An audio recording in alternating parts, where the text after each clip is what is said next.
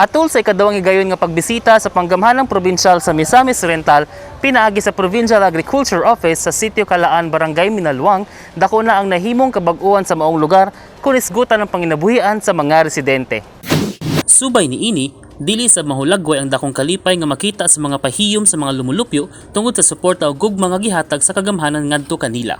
Kusa ni ini si Dato Amumahan Manuel Pinaandal nga naghisgot una sa kamahinungdanon sa kasaysayan sa mong lugar ug ang dakong paglaom nga naghulat kanila tungod sa mga gilatad nga proyekto ngadto kanila.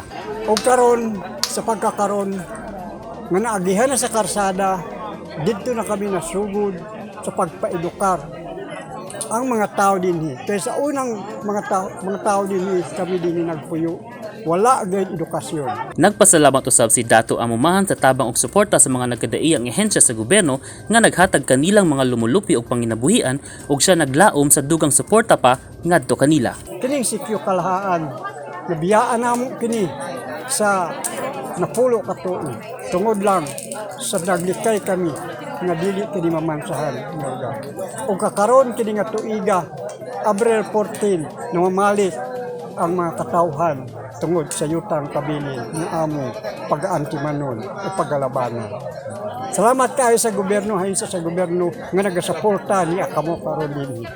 Dugang gipasalamatan usab ni Dato Amumahan ang mga armadong kusog sa kasundaluhan nga kanunay nga nagbantay kanila. Sama karon sa mga depensa sa kasundaluhan, usa na sila kanakagayad kanamo nga sila ang misuporta sa mga tribo nga higaonon dinhi sa Sitio Kalaan. Gipangandoy sab ni Dato Amumahan para sa iyang mga ginsakupan ang dugang Market Road, pagtukod sa eskwelahan ug panginabuhian ngadto sa mga residente ug siya mapasalamaton kang Governor Bambi Mano sa walay puas nga suporta ngadto kanila. Kana nga akong gipangandoy ug mabutangan kami Market Road ug mabutangan kami eskwelahan aron maedukar ang mga bata nga dinhi nagpuyo.